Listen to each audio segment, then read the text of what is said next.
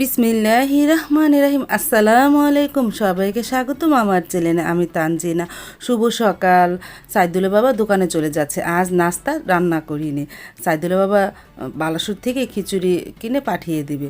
আজ বাহিরে নাস্তা করব। আর ভোরবেলা বৃষ্টি হয়েছিল, দেখো বাহিরটা কতটা ভিজা ভিজা হয়ে গেছে। অত জোরে নামে নেই, ঘুরি ঘুরি বৃষ্টি হয়েছিল।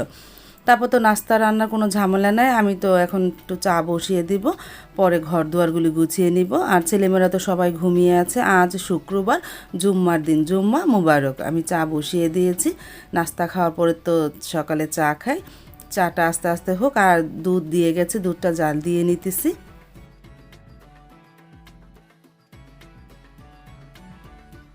আর এদিকে তো সকালের নাস্তা আর বাজার কিনে পাঠিয়ে দিল সাইদুলের বাবা। বাজারের মধ্যে আছে মুরগি আর দুইটা মাছ কিনে পাঠিয়েছে। দেখি কী মাছ কিনে পাঠিয়েছে। আগে সকালে নাস্তাটা করি, পরে বাজারটা দেখাবো নে।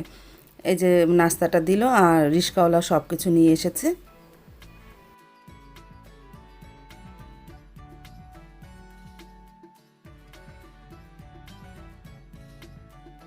সকালে নাস্তাটা টেবিলে নিয়ে আসলাম। 3 প্যাকেট খিচুড়ি কিনে পাঠিয়েছে। সাইদুলের বাবাও খিচুড়ি খাবে। বালাসুরে সাইদুলের বাবার দোকানের বরাবরই একটা দোকান আছে, এসু কিছু দোকানের খিচুড়িটা খুব ভালো লাগে। তারপর তো সেই খিচুড়ি 3 জনে খাবো, আমি, সাইদুল আর সাবা। সারামণি খাবে না। এখন সকালে নাস্তাটা করে নিই।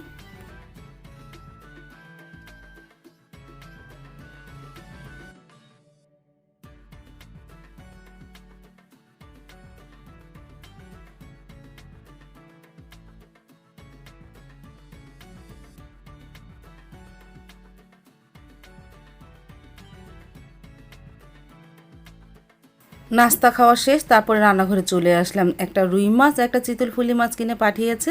এখন ভাবিকে দিয়ে এর আঁশটা তুলে রাখবো। চিতলফুলি মাছটা ফ্রিজে রেখে দেবো, আর রুই মাছটা কেটে লবণ মেখে রেখে দেবো। আজ আমি রুই মাছ রান্না করব।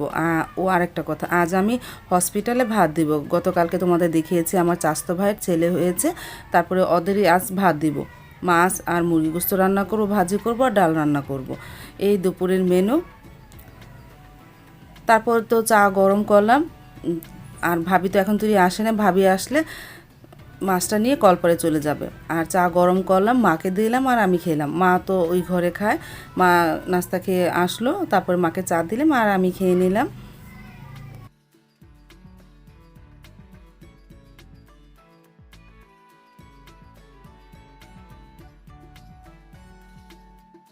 সাইদুলের বাবা আরেকটা জিনিস পাঠিয়েছে, গোবিন্দ দোকানে মিষ্টি ভাণ্ডার। ভাগ্যগুলির মধ্যে খুব ভালো একটা দোকান। এই দোকানের মিষ্টিগুলো খুবই ভালো। গোবিন্দ দোকানে চমচম আর কালো জাম মিষ্টি পাঠিয়েছে। রেখে দিয়ে পরে খেয়ে নেবেন সবাই।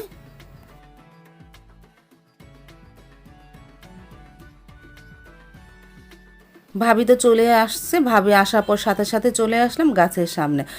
2 দিন আগে যে বৃষ্টি হয়েছিল, সেই বৃষ্টিতে আমার গাছগুলি একটু নড়ে গিয়েছিল, মানে কাইত হয়ে গিয়েছিল। সেটাকে ভাবির জামাই মানে হাজব্যান্ড, জব্বর ভাই বেঁধে দিতেছে। আর ভাবি মরিচ গাছটাও কাইত হয়ে গেছিলো, সেখানে মাটি দিয়ে আর আর মানে মরিচ গাছ দুইটা একটু খাড়া করতেছে, আর একটু হালকা বেঁধে দিতেছে যেন আর কাইত না হয়। বৃষ্টিতে বাতাসে গাছগুলি একটু হালকা কাইত হয়ে গিয়েছিল। এখন ভাবি আর ভাবির জামাই মিলে আমার গাছ দুইটা বেঁধে দিল। তারপরে ভাবি চলে যাবে কলপারে মাছ কোটার জন্য। আর আমি ঘরগুলো এখন গুছিয়ে নেব। প্রত্যেকটা ঘর তো অগুছানো। সাবা উঠেছে, সাইদুল তো দোতলায় শয়। এই যে সাবা বসে আছে, আর সারামণি মাত্র ঘুমে থেকে উঠলো, আমাকে ডাকতেছে। এই যে সারামণি ওর বাবার সাথে শুয়েছে। এখন আমি প্রত্যেকটা ঘর গুছিয়ে নেব। এখন বেজে গেছে প্রায় 11টা বাজতে, 11টা না, কয়টা বাজে, ও 11টা বাজতে 10 মিনিট বাকি আছে। দেখো এখন সারামণি ঘুম থেকে উঠলো। তারপর সারামণিকে নাস্তা দিব, আর প্রত্যেকটা ঘর গুছিয়ে নিই। গোছানো তো হয়ে গেছে ঘরগুলো। রান্নাঘরে চলে আসলাম। ভাবি মাছ আর মুরগি কেটে দিল। মাছটা লবণ মেখে রেখে দিলাম, রুই মাছটা। আমি মাছ আর এদিকে ভাতটা বসিয়ে দিয়েছি, আর ডালটা প্রেসার কুকারে বসিয়ে দিলাম।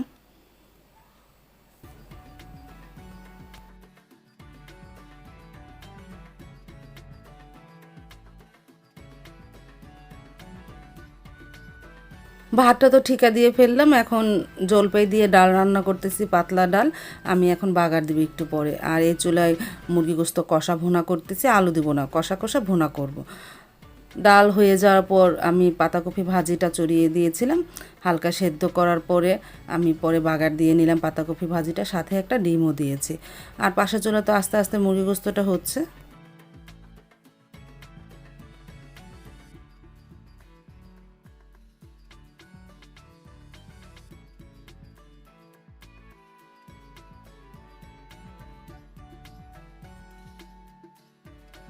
সবার শেষে মাছটা রান্না করতেছি, রুই মাছটা প্রথমে ভেজে নিতেছি। আমি ফুলকপি আর আলু দিয়ে রান্না করব রুই মাছটা।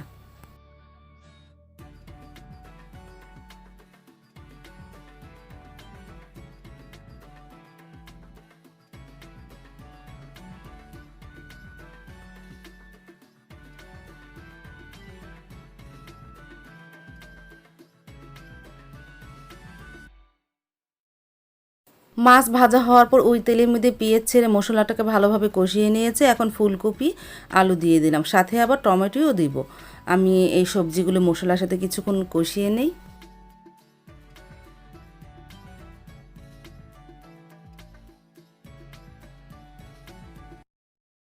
কষানো তো হয়ে গেল আমার সবজিগুলো, এখন পরিমাণ মতন পানি দিয়ে দিব, পানি দিয়ে ঢেকে দিব। বলক আসলে ভাজা মাছগুলো দিব।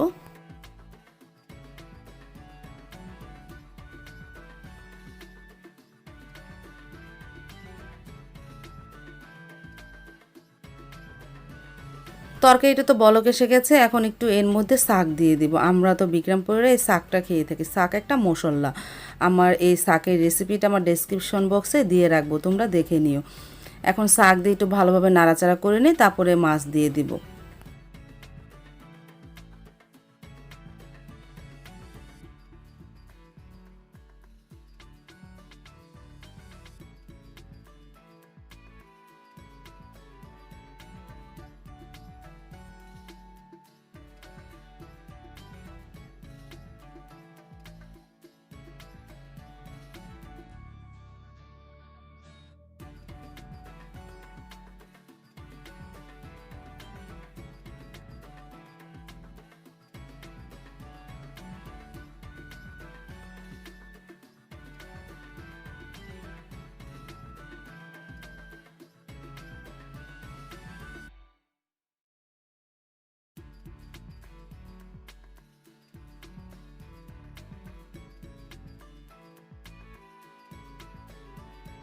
সবার শেষে তো ধনেপাতা দিয়ে দিলাম, ধনেপাতা দিয়ে প্রায় হয়ে গেছে।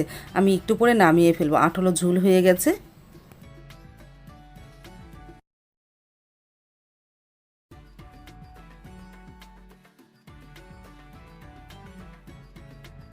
দুপুরের রান্নাটা তো কমপ্লিট হয়ে গেল। আজ আমি কি কি রান্না করলাম, আমি পাতাকপি ভাজি করেছি, আর রুই মাছ কফি আলু দিয়ে রান্না করেছি, নতুন আলু দিয়ে, আর মুরগি গোস্ত ভুনা, পাতলা ডাল, আর ভাত তো আছে।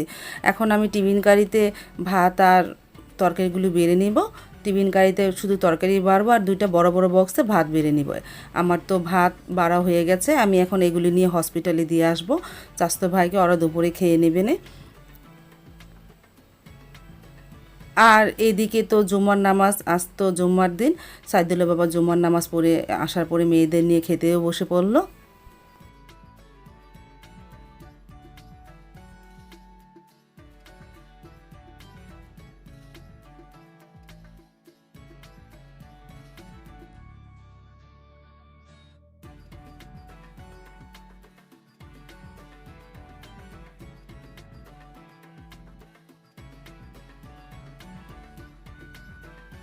সন্ধ্যার পর সবাই মিলে চা খেতে বসে পড়লাম।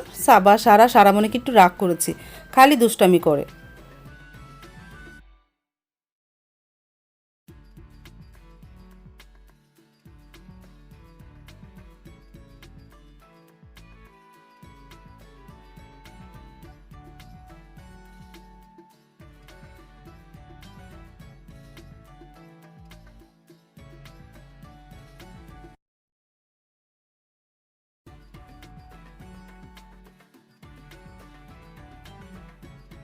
চা খাওয়া হয়ে যাওয়ার পর সারামণি টিচার এসে পড়েছে। আজ তো টিচার বিকেলে আসেনি, সন্ধ্যার পরে এসেছে।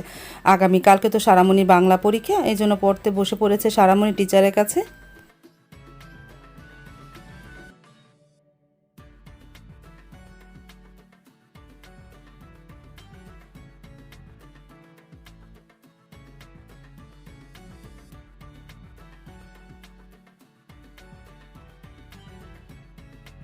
আর এদিকে ইভা ডাক দিতে আসলো, মানে সন্ধ্যার নাস্তা করার জন্য। আমি বললাম আমি চা খেয়ে নিয়েছি। বলল যে মিষ্টি কুমড়োর ফুলের চপ ভাজছি, তাই খাওয়ার জন্য। তারপরে আমি আর সাবা আসলাম, সারামণি তো পড়তে বসেছে। তারপরে সেইটাই খেলাম, মাশাল্লাহ ভালোই লাগলো। আজ তাহলে এই পর্যন্ত, দেখা হবে আগামীকালকে নতুন আরেকটা ব্লগ নিয়ে। আল্লাহ হাফেজ, আসসালামু আলাইকুম।